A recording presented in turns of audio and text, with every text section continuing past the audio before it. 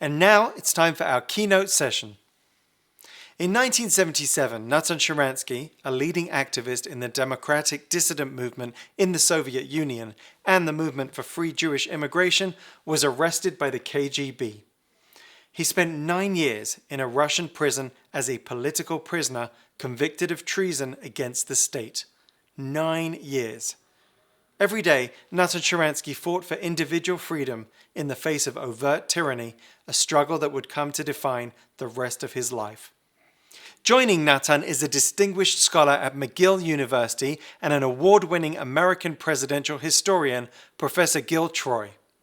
Sharansky and Troy co-authored the book Never Alone: Prison, Politics, and My People. We're blessed to have them together with us at this conference, and I had the opportunity to speak with them for a fascinating discussion a little earlier. Take a look. Welcome, everyone. Our guests at this plenary are no strangers to Stand With Us or the things that we believe in. They're two inspirational visionaries, activists, and leaders. Natan Sharansky is a former Soviet dissident, the most famous of refusnik Jews, who was imprisoned in the USSR because he wanted to live a full Jewish life in Israel. He's a former deputy prime minister of Israel, was awarded the Congressional Gold Medal in 1986 for struggles against tyranny, and he's a human rights icon. Gil Troy is an award-winning author. He's professor of history at McGill University and a visiting scholar at the Brookings Institution. He's a leading presidential historian and has been widely published in the Daily Beast, Jerusalem Post, the New York Times, and many other publications. Natan and Gil have come together to write a book based on Natan's life experiences. It's called Never Alone: Prison, Politics, and My People, and it's out now. Thank you both so much for being with us. Natan, let me go to you first. So much we can talk about. The book is called Never Alone, such an important message in times when we particularly feel alone.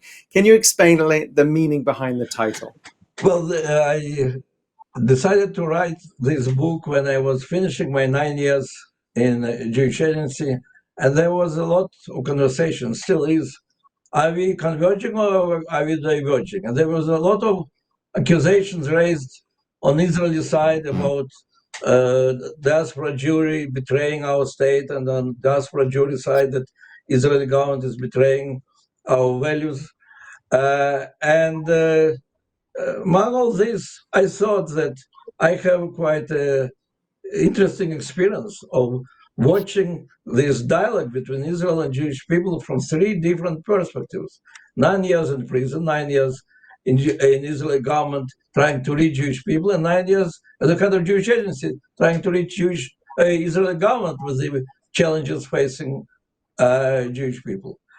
And the most important in this was that when I discovered, after being absolutely assimilated Soviet Jew, I discovered Israel. I discovered my history. I discovered my people. It gave me so much strength that even when I was in prison, and KGB tried to convince me that I'm abandoned, that I'm alone, that I'll be sentenced to death and nobody will utter a word in Jewish world. I knew they were lying. I felt so strongly this depth of solidarity, of sympathy, of feeling of the family, enthusiasm of all the Jews of the world to help us. I felt, and I knew, being in punishing cell in absolute isolation, I knew that I'm not alone, that my people are with me. And then going back to the government, to the Jewish agency, I could easily feel that with all our disagreements, our desire to keep as one family our journey through centuries and to continue fighting for our ideals in the image of God created a man and about Tikkun Olam is so much deeper than our disagreements that we always should feel that we are never alone. Once you're part of Jewish family, you're never alone. Gil, you want to add something to this? We had actually signed a contract for 999 for the 9 years in the Gulag, the Soviet prison system, the 9 years in Israeli politics, and the 9 years in the Jewish agency. But I never liked the title because a title shouldn't be an inside joke. And I also read about some of our Christian friends who might think 999, 666, the devil. I read about our German friends going 999. It just didn't seem like the right. And I'm actually, this as a nice tie to a very good friend of Stand With Us. I'm sitting with David Suissa in Los Angeles, and I'm telling him my dilemma. He says, well, tell me about the book. And I exactly say what Natan says about how he's in the gulag. He's in prison cells. He's in punishing cells. And Suissa says, that's it. For 75 years, obsessed with never again. And of course, we honor and revere our Holocaust martyrs. But now we have to have a positive message. It's not just anti-Semitism, not just anti-Zionism. We're not just defensive. We do what I call the jujitsu, J-E-W, from never again to never alone. And that's our message. And that's, of course, what Stand With Us is all about, too. Never alone. We're all together in this fight. And there's so many aspects of this fight that I want to talk to you about. Some are more responsive and some are more proactive. Let's talk about anti-Semitism for the moment, because that certainly figures as part of the story. And Natan, you presented the world with what you called the 3Ds, a clear way to identify what anti-Semitism is that is now codified in the IHRA, the International Holocaust Remembrance Alliance definition, which is something that we're encouraging colleges and institutions and governments and states to adopt. Can you break down the concept of the 3Ds for us? Yeah, well, in fact, this idea of 3Ds came to me when I was a minister responsible, among the other things, for fighting anti-Semitism. And here it's second intifada. And we are in this middle of the world struggle, defending world against the terrorism. And I go to the American universities, and everywhere I hear about Israel as a war criminal. And some Jews tell me that for me as a liberal Jew, maybe it will be better if Israel doesn't exist, then I will not be responsible for this. At the moment you try to say, but don't you understand that all these statements are absolutely anti-Semitic, that they have nothing to do with the reality? I hear the voices not only in America, but first of all from the leading politicians of Europe. Don't try to stop legitimate criticism of Israel by accusing us anti-Semites. You're simply trying to shut up the legitimate criticism. And then I started thinking how to make it clear that we are not against criticism, that in fact we want to leave as much room for the criticism because we are a democratic society which is full of self-criticism. But at the same time, not to cross the red line when it turns to anti-Semitism.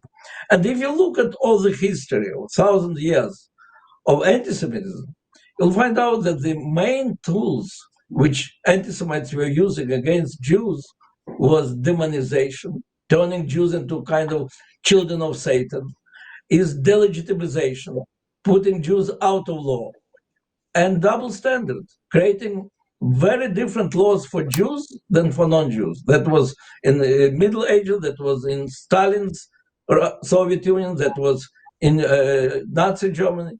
So what I propose then, look at this criticism of Israel.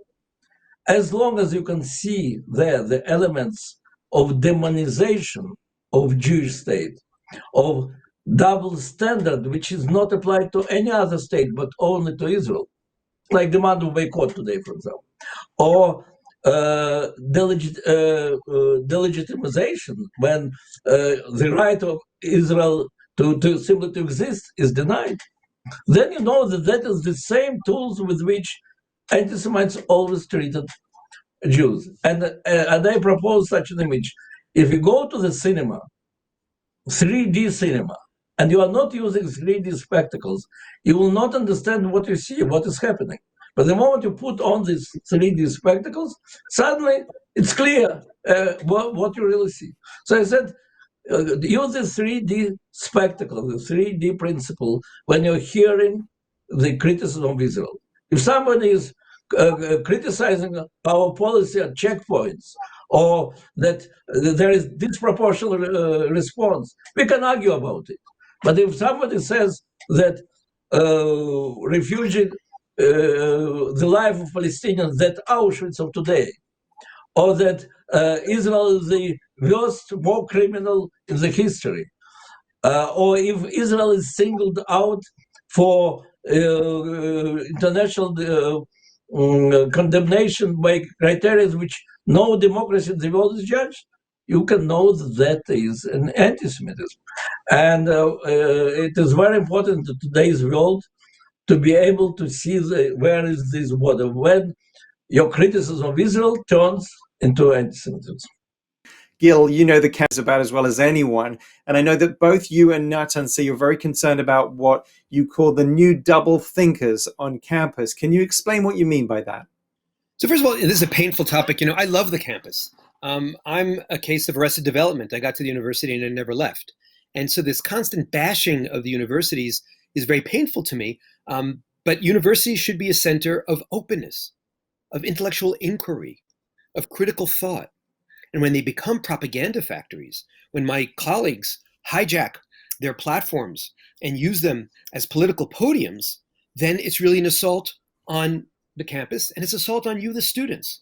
And frankly, I think we have to call out more professors who are guilty of what I call educational malpractice, of instead of teaching, instead of criticizing thoughtfully, instead of challenging, put down one propagandistic line.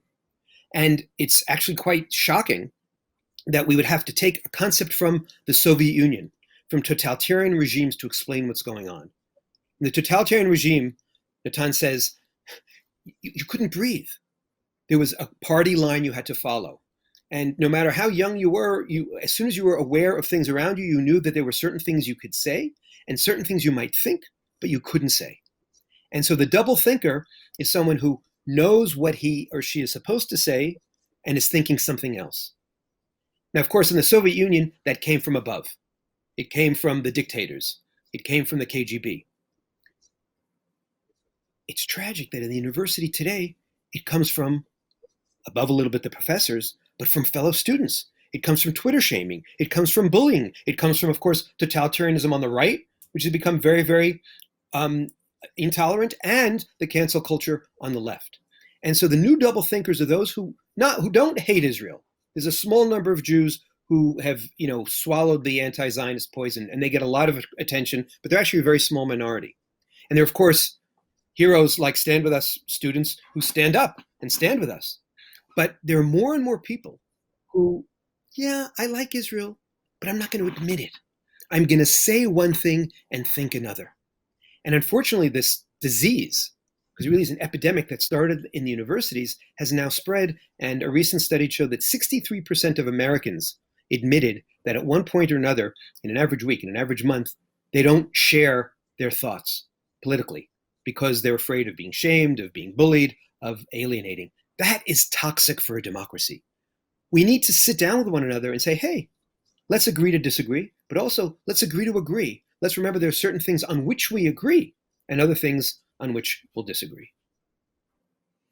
I'd love to touch on another part of the book, and that's Natan. We have a diverse audience here of Jews and non-Jews, but let's talk about identity and Jewish peoplehood for a moment. There are so many people who seem to concentrate on what divides us, whether we're Reform or Orthodox or Ashkenazi or Sephardi or Mizrahi or right or left or none of the above.